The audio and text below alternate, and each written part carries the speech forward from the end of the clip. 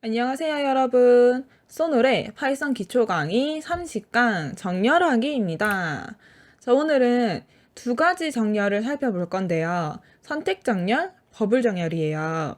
그리고 여러분들이 열심히 봐주셨던 파이썬 기초 강의의 마지막 강의입니다. 드디어 마지막 강의인 만큼 오늘 할 두 가지는 조금 어려워요. 제가 이거를 현장에서 강의를 할 때면 커다란 칠판에 숫자를 막 가득가득 적어가면서 설명을 하는 그런 예제들인데 오늘 잘 전달을 해서 이 마지막 예제들까지 여러분들이 이해를 잘 하고 파이썬 강의를 끝내면 좋겠네요.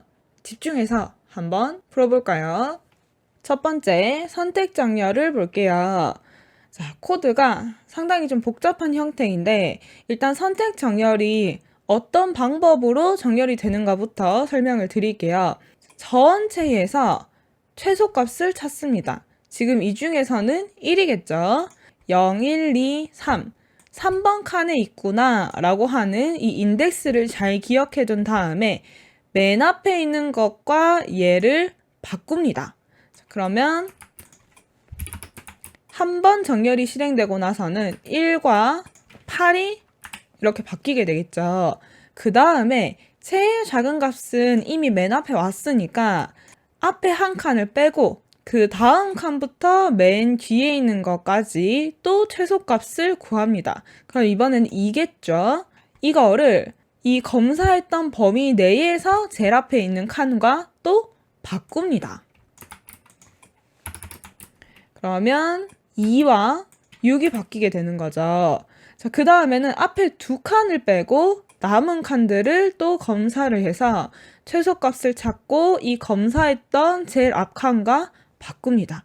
이 과정을 반복하게 되면은 숫자가 작은 숫자부터 큰 숫자까지 오름차순으로 정렬이 되게 되는 거죠. 요거를 잘 이해를 하고 계셔야 밑에 있는 코드를 이해를 할 수가 있어요. 그래서 코드를 보면 크게 반복문이 중첩되어 있는 형태입니다. 커다란 바깥쪽에 반복이 있고 안쪽에서 또 반복을 하게 되는데 자, 바깥쪽에 하는 반복은 정렬을 한 번, 두 번, 세 번, 네 번 이렇게 진행을 해서 이 리스트의 개수만큼 반복을 해야 되기 때문에 만들어줍니다. 그리고 안쪽에 있는 포는 어떤 역할을 하냐? 자, 아까 전에 제가 여기서부터 여기까지 최소값을 구합니다. 여기서부터 여기까지 최소값을 구합니다. 라고 말로만 그냥 최소값을 구해봅시다. 라고 얘기를 했었는데 자, 최소값을 구하려고 하면은 그 안에서도 반복 코드를 써야 되죠. 우리 지난 시간인가요? 최소값, 최대값 구하는 거에서 포문을 사용을 해서 하나씩 검사하면서 최소값 구하는 거 했었죠. 그 코드가 바로 여기에 들어가게 되는데 특이한 점은 자, 시작하는 값이 i입니다. 끝나는 값은 항상 맨 끝에서 끝나게 되지만 시작하는 게 i예요.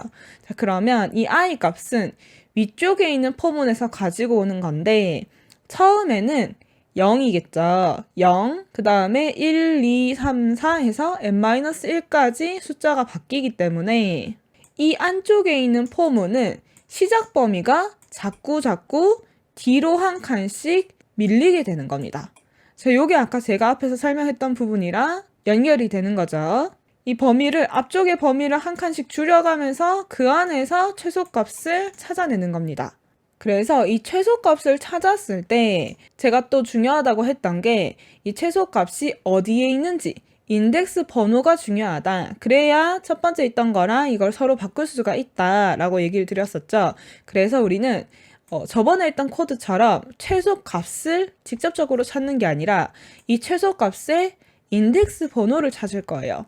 그래서 리스트의 제2번째와 리스트에 이 최소값 인덱스를 넣었을 때의 값 이렇게 두 개를 비교해 가면서 더 작은 값이 나왔을 때 갱신을 하다가 마지막에 찾아내는 것도 J라고 하는 이 리스트 안에 들어갈 인덱스 번호입니다. 최소값의 인덱스 번호.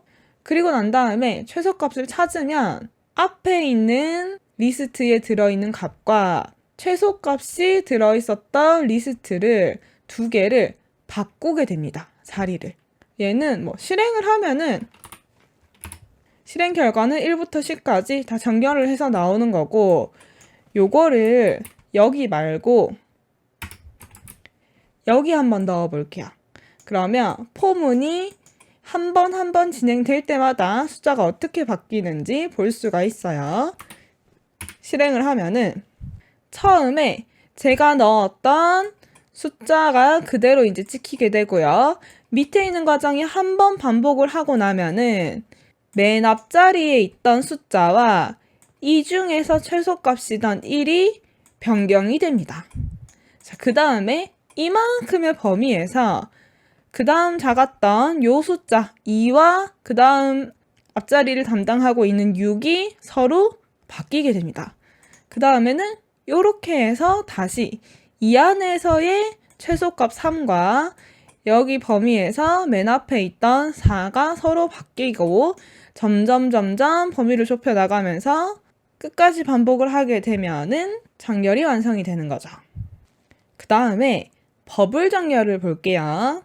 얘는 위에서 했던 거랑 조금 반대되는 방식인데 큰 틀은 비슷해요.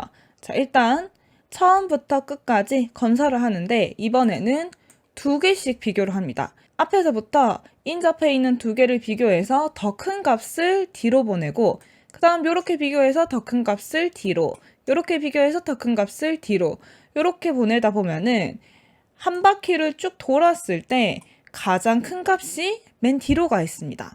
그렇겠죠?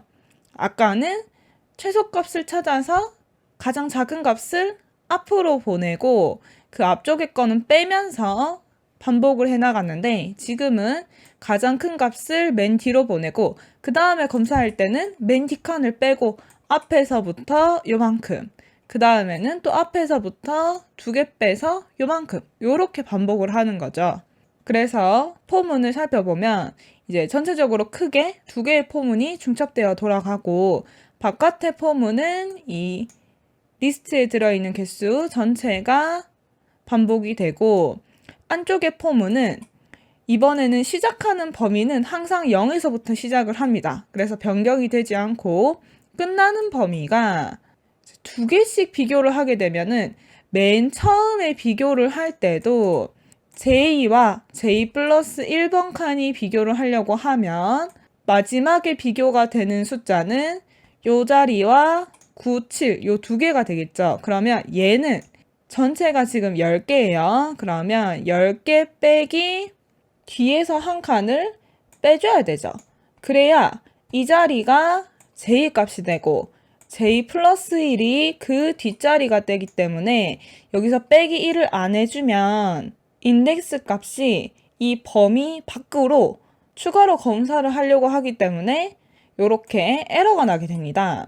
그리고 바깥에 있는 포문이 한 번씩 다 완료가 될 때마다 뒤에서부터 또 한 칸씩 앞으로 범위를 빼나가야 되기 때문에 거기에 빼기 i까지 붙는 거예요.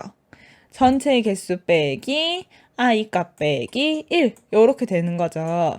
그래서 요것만 잘 이해를 하셨으면은 j2번째 칸과 j 플러스 1번째 칸, 그러니까 인접해 있는 두 개 이런 식으로 두 개를 비교를 해서 앞쪽에 게 더 크다면 교체를 해주는 코드입니다. 그래서 실행을 하면 위에서 마찬가지로 이렇게 1에서부터 10까지 정렬이 된 걸 볼 수 있고, 그래서 이번에도 얘를 여기다가 넣어 볼게요. 그래서 한 줄 한 줄 실제로 변화되는 것도 관찰을 해 보겠습니다. 첫 번째가 진행이 되면은 제일 큰 숫자 10이 맨 뒤로 가게 됩니다.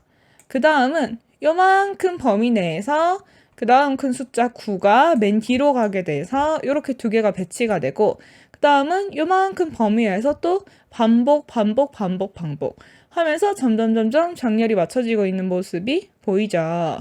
제가 이 정렬이 좀 복잡한 코드다 보니까 굉장히 좀 길게 설명을 한 것 같아요. 사실 근데 이거는 한 방에 제가 하는 설명을 탁 듣고 100% 이해를 하기는 쉽지 않아요. 여러분들이 코드를 작성을 하면서 관찰을 하고 숫자를 한번 적어도 보고 숫자 값을 이렇게도 바꿔보고 저렇게도 바꿔보고 할 때 진정한 본인의 것이 되는 그런 코드랍니다. 자, 그러면 오늘의 강의는 여기까지이고 파이썬 기초 강의 30강을 완강하신 분들은 정말 고생이 많으셨어요. 이렇게 파이썬 기초를 끝을 내면은 그 다음에 펼쳐질 파이썬의 세계는 정말 재미있고 유용한 거를 만들 수 있는 그런 코드들을 배울 수가 있게 된답니다. 정말 다시 한번 너무너무 고생하셨고 완강하신 거 축하드려요. 안녕.